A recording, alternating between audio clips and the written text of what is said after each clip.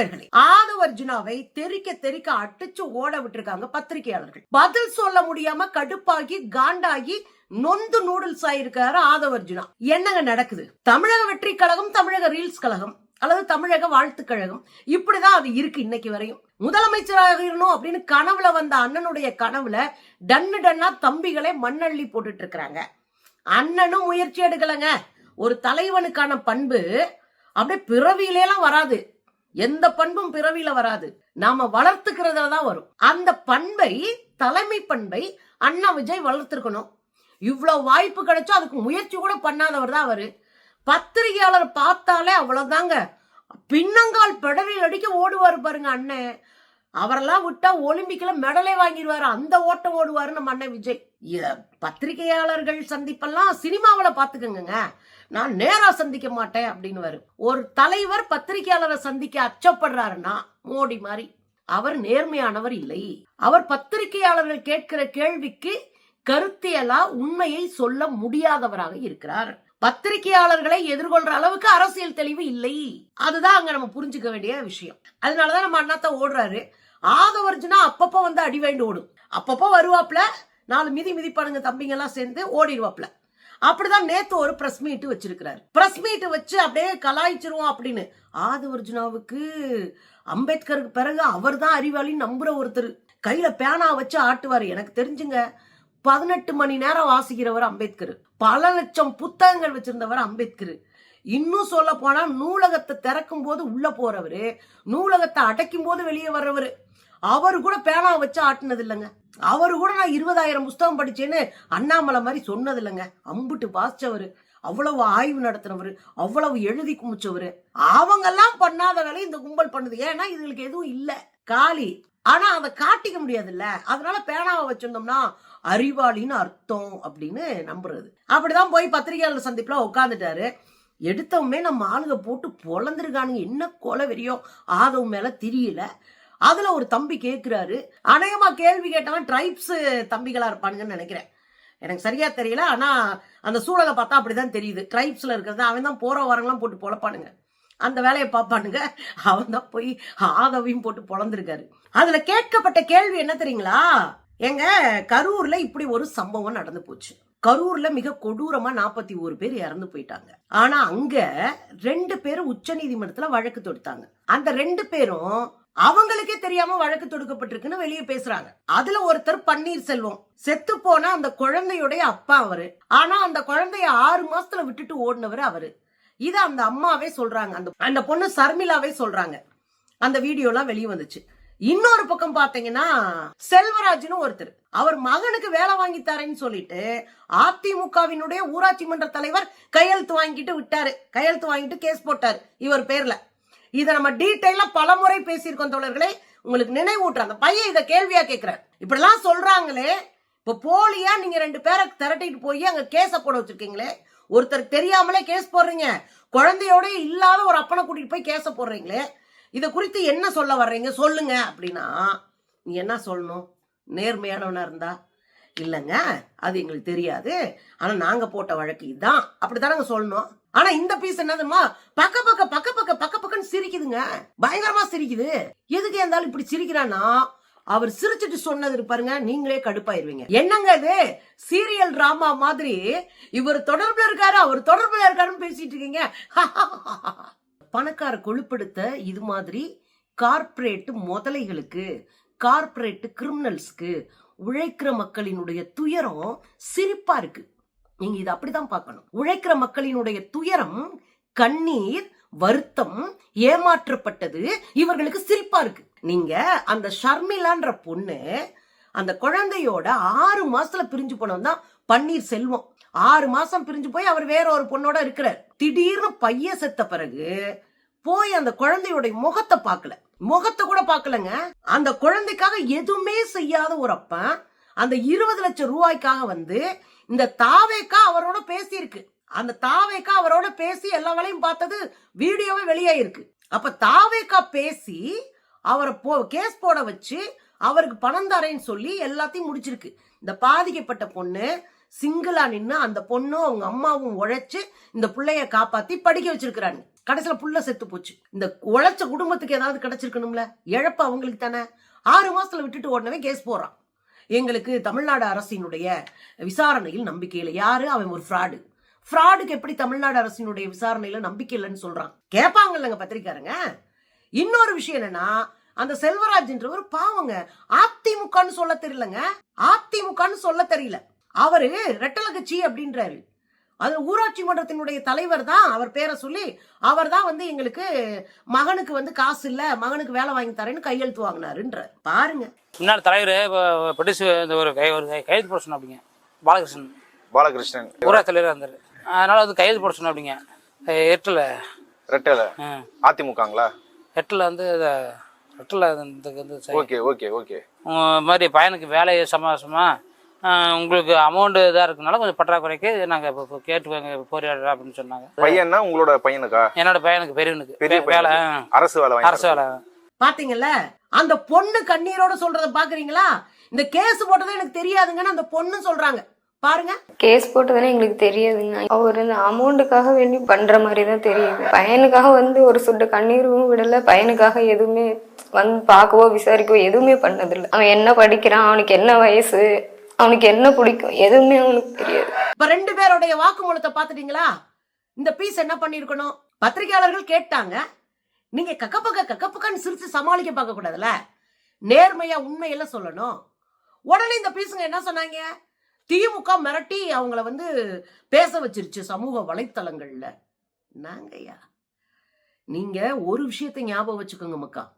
RSS பாஜக சங்கப்பரிவார் கும்பல் என்ன பண்ணுன்னு நமக்கு தெரியும். அவன் ரொம்ப டேஞ்சரானவன் அரசியலுக்கு, மனித குலத்துக்கே டேஞ்சரானவன். ஆனா அவனை தாண்டி ஒரு டேஞ்சரான குரூப் இருக்குன்னா அது விஜயுடைய தமிழக தற்குறி கழகம் தான். ஏன் இதை சொல்றேன்னா, நமக்கு கூட ஒரு ஆசை இருந்தது, ஒரு திராவிடர் இயக்கம் சார்ந்த பெரியாரை கொள்கை தலைவராக கொண்ட ஒரு இயக்கம் வரட்டும்னு. ஆனா கார்ப்பரேட் கிரிமினல்ஸும் RSSும் நிறைந்த ஒரு இயக்கம், அரசியலே ஆனாவன தெரியாத ஒரு தலைவர், தற்குறிகளான ஒரு கூட்டம், இவங்க ஒரு மாற்றத்தை சொல்றாங்க அப்படின்னா, இந்த மாற்றத்தை என்னன்னு சொல்லல, எந்த தமிழக பிரச்சனைக்கும் தலையிடல, எந்த தமிழகத்தினுடைய துயரத்துக்கும் குரல் கொடுக்கல, எந்த சூழலையும் வெளியே வந்து போராட்டம் நடத்தல, எதுவுமே பண்ணாம உட்காந்துட்டு சமூக வலைத்தளத்துல இன்ஃபுளுசர்ஸ் வச்சு நீங்க வீடியோ போட்டுட்டு இருக்கீங்கன்னா இவன் எவ்வளவு டேஞ்சரானவங்கன்னு பாருங்க. ஒரு கருத்தை கட்டமைக்கிறதுக்கு காசு அள்ளி எரிஞ்சா எல்லாம் வரும் நம்புற ஒரு கூட்டம் ரொம்ப டேஞ்சருங்க. எனக்கு நாய்னா கடிக்கும்னு தெரியும், இது என்ன பண்ணும்னே தெரியாது. புரியுதுங்களா? பாம்புனா கொத்தும்னு தெரியும், இது என்ன பண்ணும்னே தெரியாது நமக்கு. சோ ரொம்ப டேஞ்சர். நான் ரொம்ப சீரியஸா யோசிச்ச பிறகுதான் இந்த வார்த்தையை விடுறேன். இது ரொம்ப டேஞ்சரான குரூப். இதுங்களும் ஓரங்கட்டிரும். தொடக்கத்திலேயே கக்கபக்கன்னு சிரிச்சுட்டு உழைக்கிற மக்கள் ஏமாற்றப்பட்டோன்னு அவங்க வழியோட சொன்னத திமுகவினுடைய உள்ளடி வேலைன்னு சொல்லி சிரிச்சுட்டு லீகல் பாயிண்ட பேசுவாம அவர் அப்படியே அறுத்து தள்ளிடுவாரு. லீகல் பாயிண்ட பேசணுமா? என்னையா லீகல் பாயிண்ட்னா, நான் தானே கேஸ் போட்டேன், டக்கு நம்ம ஆளுங்க விட மாட்டாங்க பத்திரிகையாரங்க. அதெல்லாம் நீங்க கேஸ் போட்டீங்க, அவங்க தானே வந்து வெளியே சொன்னாங்க, அவங்க தானே மக்களுக்கு சொன்னாங்க, அப்புறம் என்ன நீங்க தான் கேஸ் போட்டீங்கன்றீங்க? நீங்க கேஸ் போட்டீங்க, ஆனா அவங்கள ஏமாத்தி போட வச்சீங்களே அதை சொல்லுங்க. அவங்களே பொது வெளியில சொல்லிருக்காங்கல்ல, நான் தானே பேட்டி எடுத்தேன், அந்த பையன் பேசுறாரு பாருங்களேன். அங்க ரெஜிஸ்ட்ரி தான் விசாரிப்பாரு, அதை பத்தி எனக்கு தெரியாது, நீங்க பெட்டிஷனர் தான் போய் கேட்கணும். இல்ல சார், நான் தான் அவங்க முதல்ல பேட்டி எடுத்தேன். அவங்க சர்மிளான்றவங்க செல்வராஜன்றவங்க நான் தான் முதல்ல. ஐயா, திமுக ஒரே நைட்ல அந்த ஊர்காரங்களே சொன்னது 6 மாசம் குழந்தையா இருக்கும்போதே பன்னீர்செல்வம் போயிட்டாரு. உங்க டிவிகேவை சேர்ந்த நிர்வாகிகள் என்கிட்ட பேட்டி கொடுத்திருக்காங்க. அருண்ராஜ் ஐஏஎஸ் அவர்கள் வந்து அவர்கிட்ட வந்து பன்னீர்செல்வம் பேசினாங்க இதை பத்தி. அவரு வந்து அவரை சொல்லியிருக்காரு, சர்மிளா குழந்தை வந்து 6 மாசம் இருக்கும்போது சர்மிளா விட்டு வந்து அந்த பன்னீர்செல்வம் போயிட்டாரு, அவரு போட்டிருந்தது பொய் பெட்டிஷன் சொல்லி. பாத்தீங்களா? அந்த பையன் திரும்ப கேக்குறாரு, லீகலா பேச உடனே திரும்ப கேக்குறாரு, யோ அவங்க வெளியே வந்து பேசிருக்காங்களே, என்ன லீகல் பாயிண்ட் பேச போற அப்படின்னு கேட்டோடனே கடுப்பாயிட்டாரு. நான் பேசுறத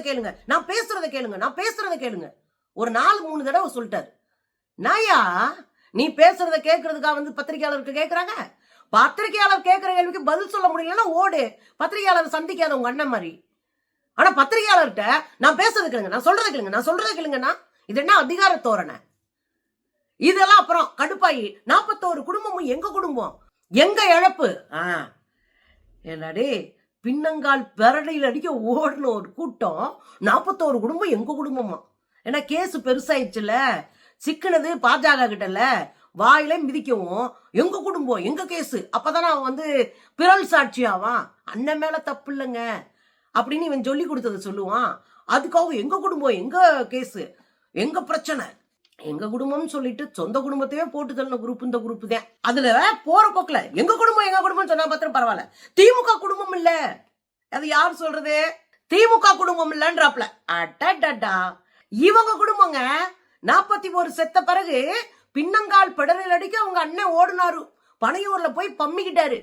ஆனா உடனடியாக ஆம்புலன்ஸ் ஏற்பாடு பண்ணி உடனடியாக அந்த மக்களை காப்பாத்தி அக்கம் பக்கத்துல இருக்கிற எல்லா ஆஸ்பத்திரியும் போய் சேர்த்து, இல்லைன்னா பெரிய உயிர் சேதமா இருக்கும், 100க்கு மேல தாண்டி இருக்கும்.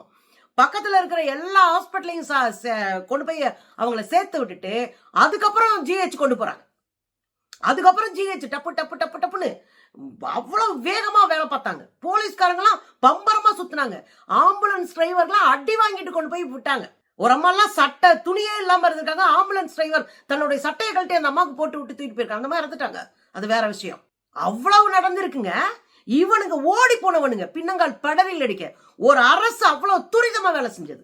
அது மட்டும் இல்ல, அங்க போன உடனே பக்கத்து டிஸ்ட்ரிக்ட்ல இருக்கிற அத்தனை டாக்டர்ஸும், இன்னும் சொல்ல போனா உடற்கூறு ஆய்வு பண்றதுக்கான டாக்டர்ஸ் எல்லாத்தையும் வர வச்சு டக்கு டக்கு டக்குன்னு வேலையை பார்க்க வச்சு எவ்வளவு ஸ்பீடா அந்த ஆஸ்பத்திரிக்குள்ள ஓடினாங்க. எத்தனை வீடியோ நம்ம பார்த்தோம். இவனுங்க எங்க இருந்தானுங்க? இவங்க அண்ணன்ட்ட ஏர்போர்ட்ல என்ன 38 பேர் செத்துட்டாங்க. ஏன்னா அந்த கிளம்பும் போதே 38 பேர் செத்துட்டாங்க சார் சார் சார் 38 பேர் அப்படின்னு ஓடுறாங்க, கையை தட்டி விட்டுட்டு. இப்படி நீங்க அந்த வீடியோல எனக்கு இந்த கையை தட்டுறதையும் சேர்த்து ஒவ்வொரு முறையும் சொல்லுவேன். ஏன் அந்த முறை சொல்றேன்னா, இது அதிகாரத்தினுடைய உச்சங்க. கையை தட்டி விட்டுட்டு போறாங்க. நீ முதலமைச்சராக 41 குடும்பம் வந்து நடுத்தருவில் நாசமா போகணும். இவங்க வந்து பெரியவங்க மாதிரி பேசிட்டு போவானுங்க. ஓடினவர் தான் இவரு, ஆனா இவங்க குடும்பமா. நடுராத்திரிங்க, 75 வயசு முதலமைச்சருக்கு, 74-75 வயசு அவருக்கு. நடுராத்திரி 2 மணிக்கு போய் நிக்கிறாருங்க. நாங்க இருக்கோம்னா அவருக்கு முன்னாடியே உள்ளூர்ல இருக்கக்கூடிய செந்தில் பாலாஜி, யாரு படுகொலை செய்தார்னு சொன்னாங்களோ அவரு செந்தில் பாலாஜி, அப்புறம் அங்க இருக்கிற கல்வி அமைச்சர் மொத்தமா போய் நின்றுட்டு அங்க போய் அவ்வளவு கவலைப்படுறாங்க. அவங்க நாடகம் நடிக்கிறாங்கன்னா அதை கிரியேட் பண்ணாங்க பாருங்க. ஐயோ, கேவலமான ஆளுங்க. இந்த கும்பல் வந்து அரசியல்ல இருக்கக்கூடாது. ரொம்ப மோசமான டேஞ்சர் ஃபெல்லோஸ். அதை கேலி பண்ணி இது பண்ணிட்டு இருந்தானுங்க. திசை திருப்புற வேலையை பார்த்துட்டு இருந்தானுங்க உட்காந்து. இங்க அரசு, முதலமைச்சர் ஸ்டாலின் அவர்கள் அங்க ஓடுறாரு, அங்க மக்களை காப்பாத்த பாக்குறாரு. அங்க வந்து அதுக்குள்ள டக்குன்னு 10 லட்சம் ரூபாய் அறிவிக்கிறாரு. அந்த வீட்டுக்கு என்னென்ன பண்ணணும் டக்கு டக்கு டக்கு டக்குன்னு வேலை உள்ள இருந்துட்டு ஓடுறாரு. இதெல்லாம் தாண்டி அவர் ஒரு வார்த்தை சொன்னாரு. எந்த தலைவரும் தங்களுடைய தொண்டர்கள் எனக்கு செத்து போகணும்னு நினைக்க மாட்டாங்க அப்படின்னு சொன்னாரு. அதான் மனுஷத்தன்மை. இவனுங்க தற்குறிங்க. ஓடி போயிட்டு செல்போனை சுவிட்ச் ஆஃப் பண்ணிட்டு ஓடி போயிட்டு ஒரு வாரம் ஒருத்தவங்க கண்ணுல தெரியலங்க. இந்த ஆளு 3 நாள் கழிச்சு வீடியோ போட்டுட்டு இவனுங்க குடும்பமா, இதை நம்ம நம்பணுமா? எவ்வளவு கேடு கட்டத்தனம். அதுல சத்தமா கோபமா வேற பாருங்க. ஏன் இழப்பு இது? உங்க இழப்பு கிடையாது.